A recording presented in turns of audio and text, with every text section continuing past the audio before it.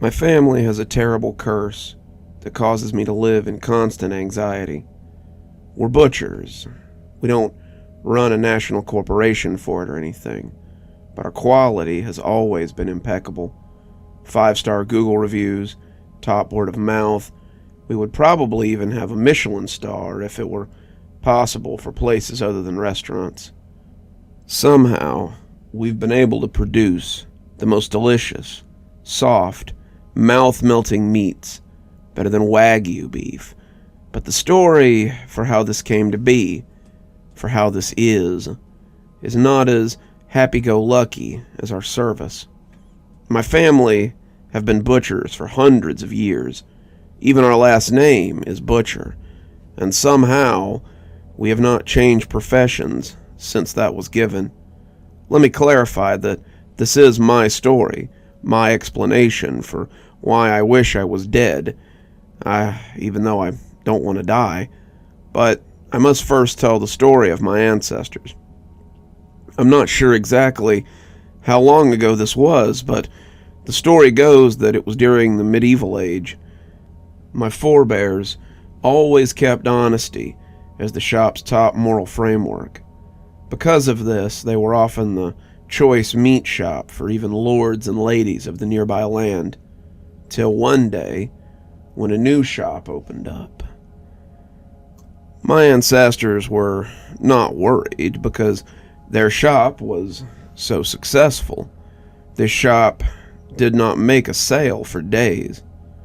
However, on a day no more special than any other, the town drunk somehow found himself in the other shop, thinking it was my ancestors' family store.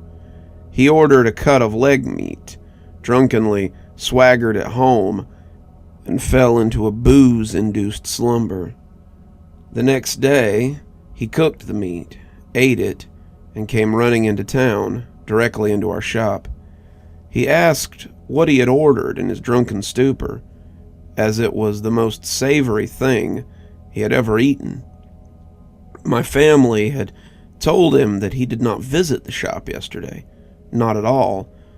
They then realized that it had to have been the other shop that he'd gone to by mistake.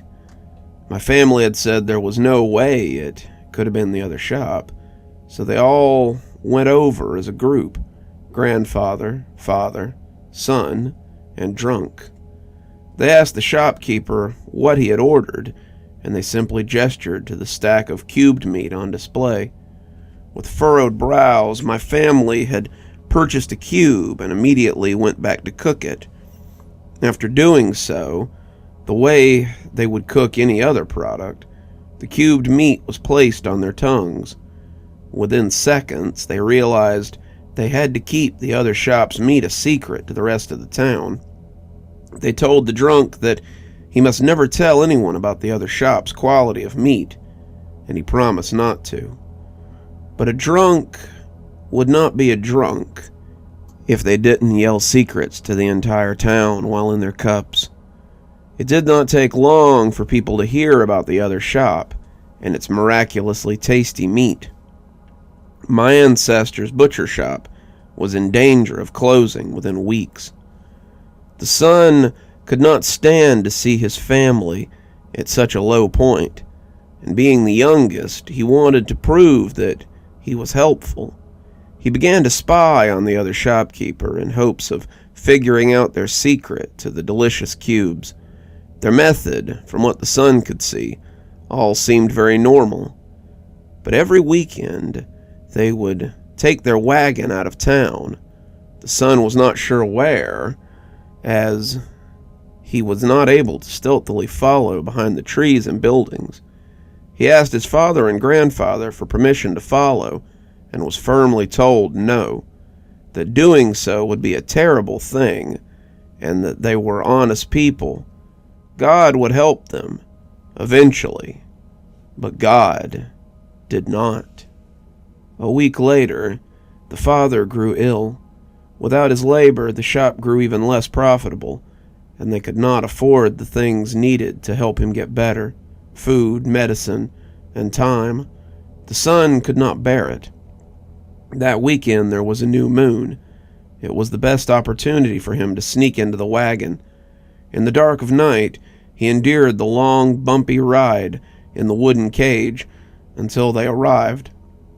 As soon as the wagon stopped, voices could be heard, but it was indiscernible what they were saying. The sun peeked out over the cover and saw two figures heading into a building. All became quiet. He slipped out of the wagon and made his way, as slyly as he could, into the same building. Inside, he saw the two figures carrying a bloody wrapping of meat. Finally, the son had discovered the source of the delicious carcass, the shopkeeper's supplier. The two figures repeated this several times, and when only one figure returned inside, he knew he had to get back on the wagon before it took off for his hometown. Just as he exited the building, the horse began trotting.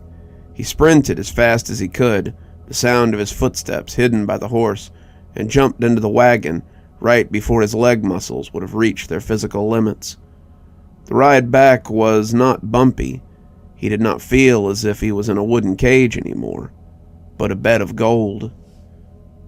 When he finally made his way back home, he wrapped a leg of lamb in his shirt, jumped out the side opposite the shopkeeper, and quickly made his way home. He let out a shout of joy when he entered his home. It was a shout that his entire family had heard, which caused them to gather.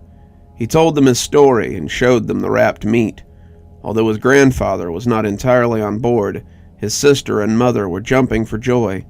They knew that this meat was something that meant a good future for all of them, and that they could afford their father's care.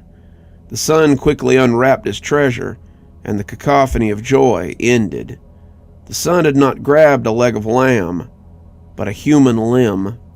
His grandfather immediately yelled at him for what he had done, what he had brought into their household.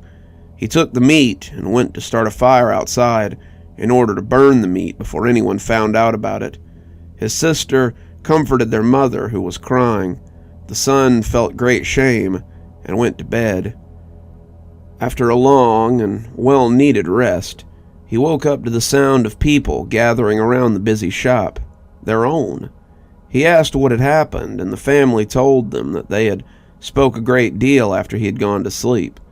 They all decided they needed to do this, even the grandfather. They cooked the limb and, after trying some of the forbidden meat, called in a favor to the lords that they had previously sold to. This piece of meat was given to the king, and the word had spread quickly. Their shop had meat that the king himself had put orders in for, and they had been made the king's supplier. My father stopped the story at this point. I thought of it as strange, but a simple folk tale, a family legend. He then showed me something that I never would have imagined, what he had been working on every morning while I was asleep. He had done an excellent job to never reveal the family secret. Every morning, before even the street animals were awake, my father would chop, skin, fillet, boil, and prepare various pieces of human flesh. I was sick. I felt as if I was to blame. He needed to continue this horrible tradition. He needed to kill people for what? For my sake? To pay my tuition? For the constant medical bills to make sure that we stayed healthy? To pay every other bill that we needed to live?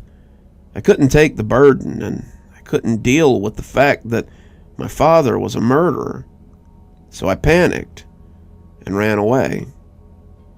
When I saw my father next, I had to hear the rest of the story. Even though my dad was a killer, I knew he wouldn't kill me because I was the reason he was doing it in the first place. He was paying for us to have a better life. He continued the story, and here's the important part. The grandfather, in order to meet the new demand of the meat shop, went to the other shopkeeper and explained the situation.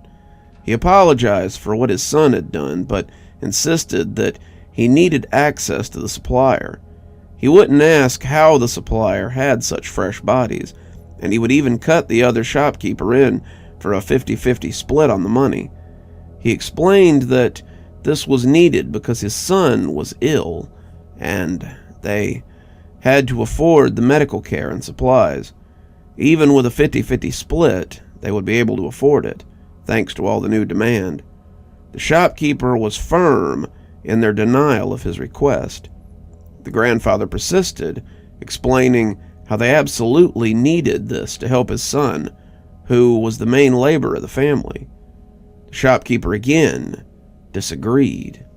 The grandfather asked if he could purchase all the stock the shopkeeper had right then and there, but he was denied a third time. In his desperation, he pushed the shopkeeper out of the way. He must have been a very strong man, or perhaps very desperate, because the shopkeeper was knocked back into the wall, his head striking it with a cracking sound. My grandfather ignored this, pushing on with his mission, grabbing as many bags of meat as he could carry.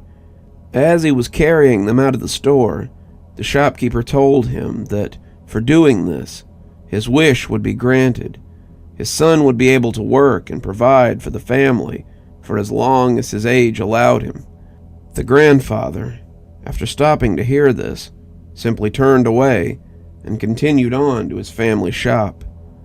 What our family didn't know about that shopkeeper was that he was a witch, one who had cursed the family in a strange way that did not manifest until he was long gone.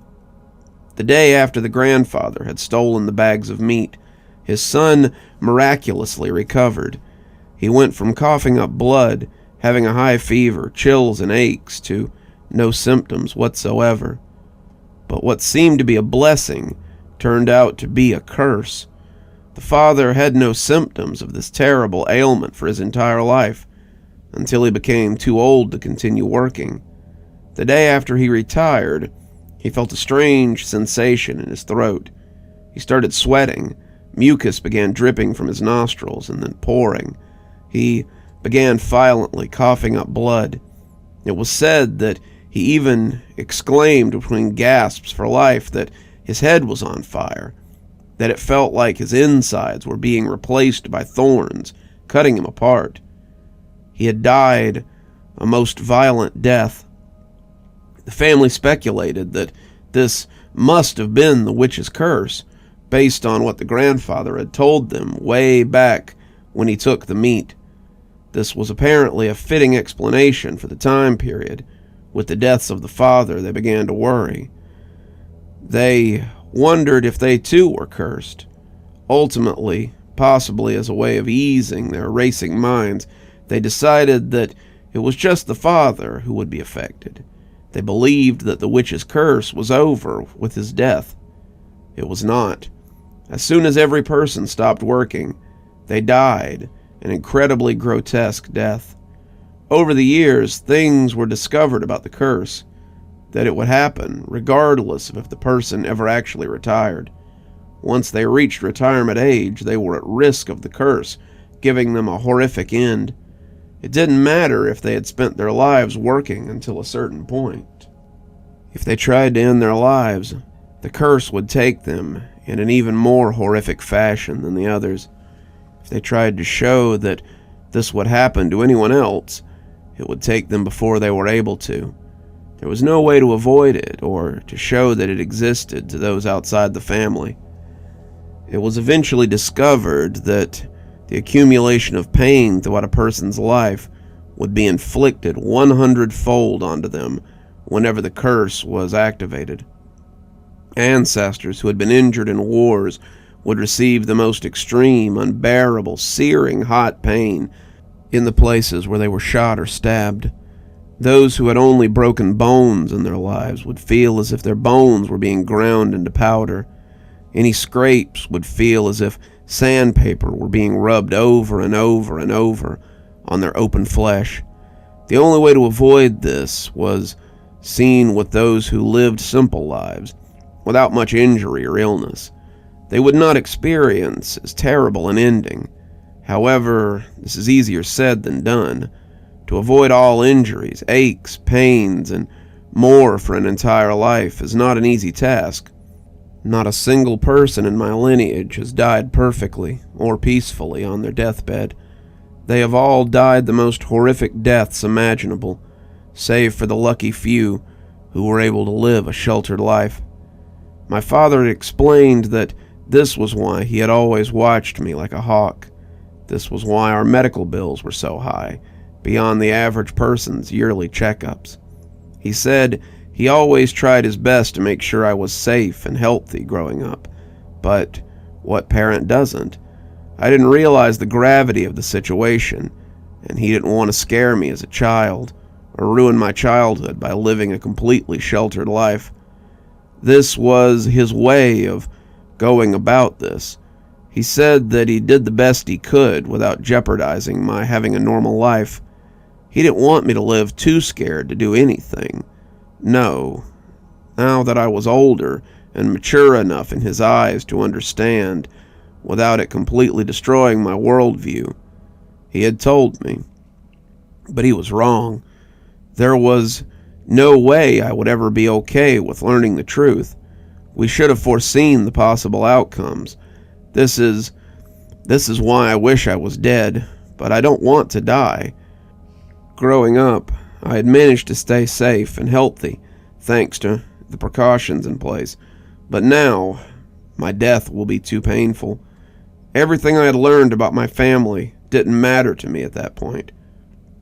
I just wish my dad had told me before now. I don't want to hear anything that he had to say, but, like I mentioned before, I had to. It's not like I could wheel around my own bed anyway, much less past the nurses. I already couldn't handle the pain. I wish my attempts were successful. You're still here. Thanks for stopping by. Dr. Plague here. Always a pleasure to see all my new and old viewers coming by for another one of my spooky tales.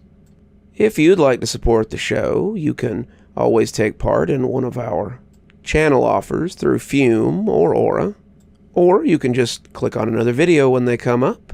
I'd really appreciate it. For our newer viewers, we also have lots of playlists and other things if you'd like to get caught up. I know some of my series have been going on for quite a while. If you'd like to get my latest book, there's a link down below that'll take you to my Amazon page. Towesey Homestead just came out, so if that's something you'd like to get your hands on, go ahead and have a look down there. If you'd like a signed copy, you can go ahead and email me from my email address on the site, and I'll get with you about shipping information and ship you a signed copy. If you'd like to support the channel in a more monetary fashion, we also have membership through YouTube, and we've got a Patreon that you can get the information for in the description. We have lots of tiers and everything to suit your needs. Patrons that support on the $10 tier, that's our Ghostly Reader tier, get a book anytime I write one, signed and on their doorstep. As you may have noticed, there's a list of patrons and members on the screen, and I'd like to personally thank every one of them for taking a hand in the future of this channel. Well, that's enough for tonight. Dr. Plague, signing off. Have a wonderful evening.